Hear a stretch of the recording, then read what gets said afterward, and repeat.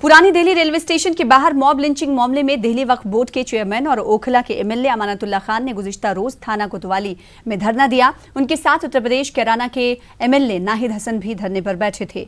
धरने पर बैठे लोगों का मुतालबा था कि कारी ओवैस मामले में दर्ज दफा 304 के बजाय दफा 302 के तहत मामला दर्ज किया जाए। ओवैस के कत्ल के मामले में लल्लन और सरफराज को दफा 304 के तहत गिरफ्तार किया गया है। अब पुलिस इस मामले में दफा 302 के तहत मामला दर्ज करने की बात कर रही है। ओवैस को पुरानी दिल्ली रेलवे स्टेशन के बाहर रेड़ी पटरी वाले कुछ दुकानदारों ने बुरी तरह पीटा था।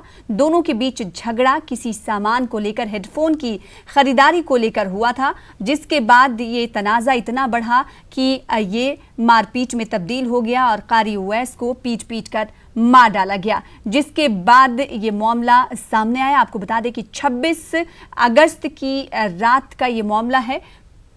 रेलवे स्टेशन के बाहर आपको बता दें कि कारी ओवैस को पीट कर हलाक किया गया था, जिसके बाद अब मुतालबा किया जा रहा है। पुलिस हालांकि इस मामले में तफ्तीश कर रही है और पुलिस की तरफ से कहा गया है कि ये कम्युनल एंगल चश्मदीद गवाहों के मुताबिक वो उस वर्जन पर नहीं थी।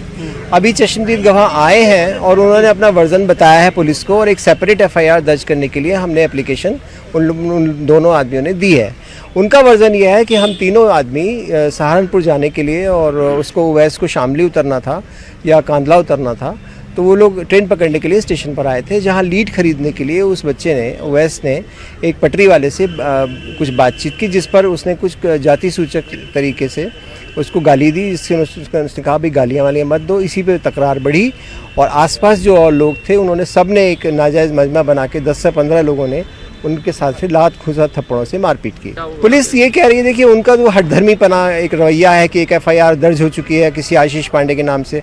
हमारा कहना है कि आशीष पांडे कौन है हमें नहीं पता, आशीष पांडे ने क्या वर्जन लिखाया है वो भी हमारे मुताबिक नहीं। हमारा वर्जन ये है कि जाति सूचक शब्दों का इस्तेमाल किया गया, नाजायज मजमा बनाया गया 10 से 15 लोगों का, और फिर मॉब बना के मारपीट की गई। आपको लग रहा है कि 302 में बदलेगी? अगर नहीं बदलेंगे तो कोर्ट जाएंगे।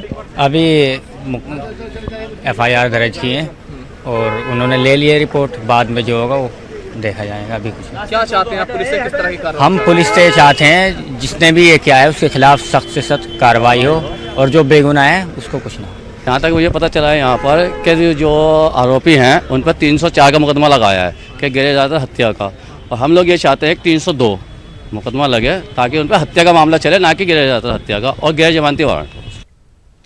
तो ये आप रद्दमल आप देख रहे थे अफराद खाना का, कारी ओवैस का, और इस खबर पर नजर बनाए रखे हुए हैं लगातार हमारे नुमाइंदे खुर्रम शहजाद। उनका रुख कर लेते हैं, दिल्ली से हमारे साथ जुड़ रहे हैं। खुर्रम शहजाद, पुलिस क्या कह रही है? क्या पुलिस कह रही है कि 302 का मुकदमा दर्ज किया जाएगा?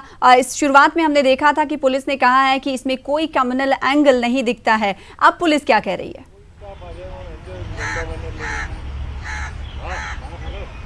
देखिए सना, इस मामले का एक हैरतनाक पहलू तो ये था क्योंकि जिस तरह से पुलिस ने इस मामले में कार्रवाई की थी, आशीष पांडे नाम के शख्स की तरफ से एक कंप्लेंट दर्ज की और उसी की बुनियाद पर एफआईआर दर्ज की गई। हालांकि आशीष पांडे को पुलिस ने जो है एक तरह से गवाह बना लिया था। इसमें अहले खाना की तरफ से जो कंप्लेन होनी चाहिए थी, जो उनके बयान दर्ज होने चाहिए थे, वो नहीं हुए थे। इसलिए दफा 304 के तहत, यानी कि गैर इरादतन कत्ल का जो मामला है वो एक तरह की दफा 304 लगा दी गई थी और इस मामले को पुलिस इसी तौर पर देख रही थी। लेकिन अवैस के अहले खाना वो कल दिल्ली आए, चश्मदीद गवाह आए, क्योंकि अवैस के साथ 2 लोग और थे, वो चश्मदीद थे और उन्होंने फिर अपना बयान दर्ज कराने की कोशिश की। लेकिन पुलिस का यह कहना था हम एक बार क्योंकि एफआईआर दर्ज कर चुके हैं, इसलिए इस मामले में दूसरी एफआईआर दर्ज नहीं करेंगे। इसको लेकर के पूरे दिन लोग वहां पर जमे रहे, पुरानी दिल्ली के लोग, लीडर्स जमे रहे।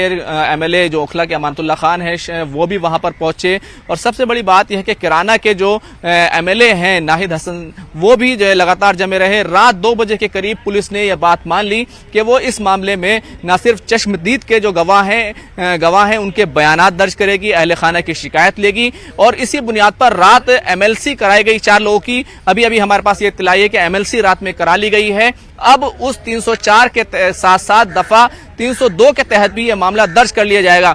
लेकिन आप समझ सकते हैं कि इस मामले में जिस तरह से कानूनी कार्रवाई हो रही है उससे यह साफ है कि मॉब लिंचिंग के मामले को लेकर के हमारे पास कोई ऐसा बड़ा कानून नहीं है जिसके तहत कार्रवाई की जाए, क्योंकि कुछ लोगों के साथ झगड़ा होता है और उसके बाद मारपीट होती है, फिर एक शख्स को मार दिया जाता है, उसको फिर गैर इरादतन कत्ल के ज़मरे में रखा जाता है, जबकि वहां पर कत्ल होता है, या फिर उनको अगर इरादतन कत्ल के ज़मरे में रखा जाता है तो वो भी एक मामला है, क्या वाकई साजिश की गई थी, ये सारी चीजें हैं। अब पुलिस की तरफ से ये बात सामने आई है, पोस्टमार्टम के बाद यह बात तय हो जाएगी क्या कारी उवैस को गला दबाकर मारा गया, किस तरह से कत्ल किया गया, उसके बुनियाद पर पुलिस इसको दफा 302 में तब्दील करेगी और दफा 304 के साथ उसको भी ऐड कर लिया जाएगा। इस तरह से इस कार्रवाई में जो है जिस तरह से दो लोग गिरफ्तार किए गए हैं, सरफराज और लल्लन नाम के दो लोग, उन पर जो है सीधे तौर पर कार्रवाई होगी और काफी लंबे समय तक वो जेल से बाहर नहीं आ पाएंगे। सना जी, खुर्रम शहजाद, बड़ी हैरत की बात यह है कि पुलिस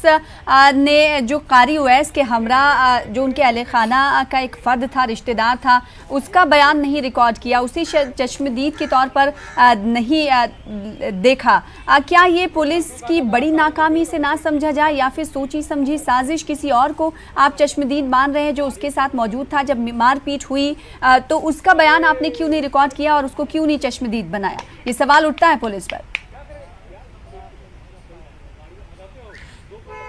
देखिए, पुलिस को थोड़ा सा फायदा तो इस तरह से मिलता है क्योंकि जिस तरह से अवैस को कत्ल किया गया और उसके अगले दिन जो है उसके अहले खाना में दो एक लोग आते हैं और पोस्टमार्टम वगैरह होता है और उसके बाद उसकी तदफीन के लिए उसके आबाई गांव कैराना दौलतगढ़ी ले जाया जाता है, लेकिन कोई भी कार्रवाई पुलिस की तरफ से बयान दर्ज नहीं किया जा सकता। ये एक तरह की लापरवाही एक तरह से सामने आती है। पुलिस अपने तौर पर एक शख्स को, आशीष पांडे को गवाह बनाती है, उसी से कंप्लेन लेती है क्योंकि मौके पर देखा जाए तो हालांकि पुरानी दिल्ली रेलवे स्टेशन है, वहां पर कोई सीसीटीवी फुटेज नहीं है क्योंकि वहां पर सीसीटीवी कैमरा नहीं लगा हुआ था। ये भी एक बड़ी लापरवाही की बात है क्योंकि देखा जाए तो पुरानी दिल्ली रेलवे स्टेशन और जहां पर थाना कोतवाली है उसके बीच में लगभग 500 से 800 मीटर की ही दूरी है, बहुत ज्यादा दूरी वहां पर नहीं है, लेकिन वहां पर फिर भी लगा हुआ नहीं था। हालांकि आमतौर से देखा गया है रेलवे स्टेशन के आसपास सीसीटीवी कैमरे होते हैं,